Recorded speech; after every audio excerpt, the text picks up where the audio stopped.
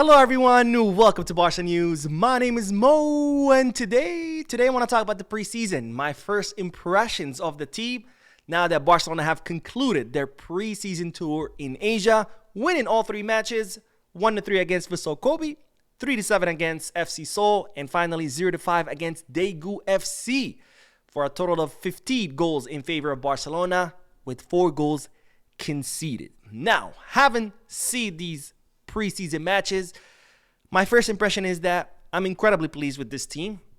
I think that Barcelona have a very competitive team, a team that will be able to compete for all the competition, all the trophies, and a team that once again will give us lots of joy. Now, I'm not saying this in a conceited way like last season when Real Madrid signed Mbappe and they told us that's it. Other teams don't need to show up. Real Madrid don't even have to get off the bus. They're going to win everything. No, I'm not saying it like that. Other teams will show up. Barcelona will have to get off the bus. Barcelona will have to fight every match. So we'll have to maintain intensity, which is a very difficult thing to do throughout the season with so many competition and so many matches.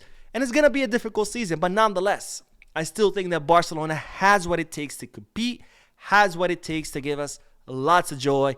And this is why. The first reason is the system.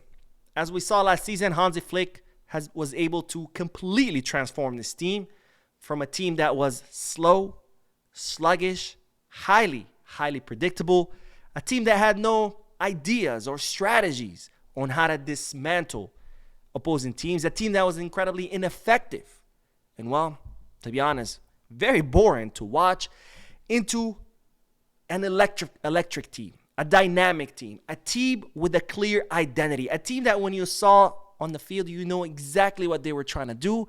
And not only that, but what they were trying to do worked. Barcelona's system became one of the most effective systems in Europe, dismantling opponents, thrashing opponents, became the highest scoring team in all of Europe.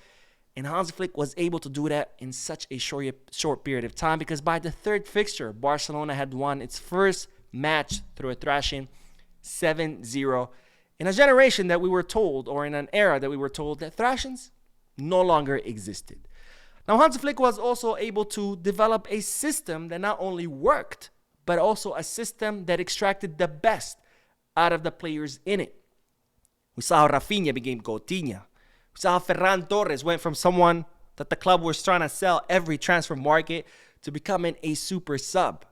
And, well, that system is not only still here and still alive and well, but it's also a system that's gotten better. And I've noticed huge improvements. I've noticed transitions have become faster. I've noticed the press has become more effective and more tactical. And I've noticed a system that has improved and become more efficient. So if this same system worked wonders last season, giving us 3 trophies and making it all the way to the semifinal of the Champions League, and that system is now better because, of course, players have now spent a whole year learning it, developing it, learning how to play together, and Flick has, of course, had the chance to improve on it, then there's no reason for me to believe that this system that worked last season is not going to work this upcoming season now that it has improved. Now, the second reason why I think that Barcelona was still going to give us lots of joy is, well, the players themselves. Because now, and for the first time in a very long time, this team has a deep bench. And I don't mean a deep bench in just numbers, because anybody could stack 26 players and be like, oh, look, we got 2-3 players per position. But I mean numbers and quality. Because not only does Barcelona have incredible starting 11, but they also have incredible substitutes. And we saw this all throughout the preseason, where Barcelona would start with their starting 11 during the first half, and then during the second half, the whole team would be replaced by substitutes, and the team still worked. And this is partly goes back into the first point, which is that Flick has been able to develop a successful system that no matter who's on the field, the system is still there, it still works. But of course, it also has to do with the quality of the players. Whether it be because we already had good players, whether it be because the players that we had now are better under Flick, whether it be because our academy is still the best academy in the world, or whether it be the signings. The fact is that we have an incredible starting 11, and we have incredible substitutes. Just look at every position. Center back position, Íñigo Martínez, Pau Cubarsí, incredible defending duo. They're not available?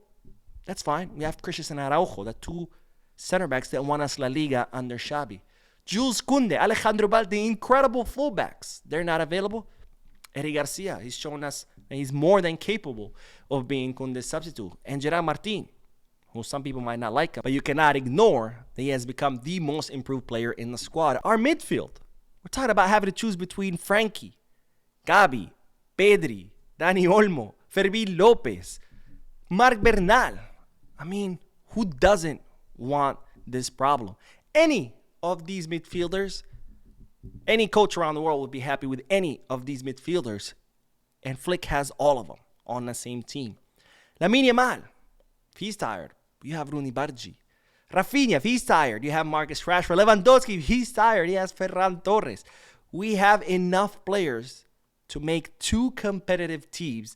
And that's very important in a very long season, arduous season, with so many matches. Because you might have the numbers and the players, but the important thing about having a deep bench is being able to take out your starters and still be able to compete with your substitutes. And that's exactly what we've seen so far during the preseason. And the third reason, well, it's kind of related to the second. The second was about having a deep bench and quality players. But, well, the third reason is the players. Because we have someone that no other team has, who's Lamine Yamal. A player that's a generational talent. A player that only comes once every generation. A player that can, in one play, completely change the outcome of a match. Even when he's having bad matches, we saw Lamine Yamal how against FC Seoul was struggling, losing the ball, wasn't having the best matches, and just like that, with 2-3 plays, he scored 2 goals, almost scored a third one. It bounced off the post and landed to Lewandowski, because that's the kind of player Lamine Yamal is, a player that can single-handedly change the outcome of a match. But it doesn't stop there, because we have Pedri, the magician. We see what he's capable of doing in the midfield. We have Kouarsi, probably one of the best defenders right now in all the world. And another player that didn't get to play last season, but I'm very excited to see this season, Marc Bernal. These are the kind of players that are generational talents, where having one is enough to be able to change outcome of matches, but we're going to have 3. And that is very, very exciting. And between the quality players that we have, the deep bench, the system that has already worked and will continue to work as it continues to get better, it gives me plenty of reason to believe that this Barcelona will once again give us plenty of joys, that once again we'll be able to compete for every trophy. Whether we win those trophies or not, that's a whole nother story, because unfortunately in sports, luck also plays its part. But nonetheless, I'm confident in this squad. I'm confident in this team. And yes, you might say, Mo, this is just a preseason. We played against FC Seoul, Daegu FC, Vissel Kobe. Who are those people? And sure, you're right. Those are weak opponents. But it's not about whether we won or not against them. It's how. And that's also very, very important. And that's why I've always said it doesn't matter whether you win or lose. It's how you win or how you lose. Because you can win a match by being absolutely terrible for 90 minutes and then getting lucky with one shot and scoring goal. Or you could also lose a match by playing amazingly, like we did against Atletico Madrid before the winter break last season. And the how matters. Because when you get lucky and win through luck, that luck eventually runs out and it catches up with you, like it did not last season, the last season of Xabi. And if you play beautifully and still lose, your bad luck will also run out and eventually you'll start winning. So the how is incredibly important. And the way Barcelona were able to defeat all these 3 weak teams is very important, because I see a team that has completely adapted and assimilated to Hansi Flick's system, a team with a clear identity, a team that works as a cohesive unit, and a team that no matter what happens, they stick to that identity, whether they're losing, drawing, or winning by 5-6 goals. They continue going and going and going. They do not quit, and they keep on looking for that goal. Barcelona's matches were a festival of goals all of last season, and I have no reason to think that next season it's going to be the same. The signs are there, the system is there, the players are there. So this is not a cocky declaration of, oh, that's it, Barcelona's going to win everything because we're God's chosen team.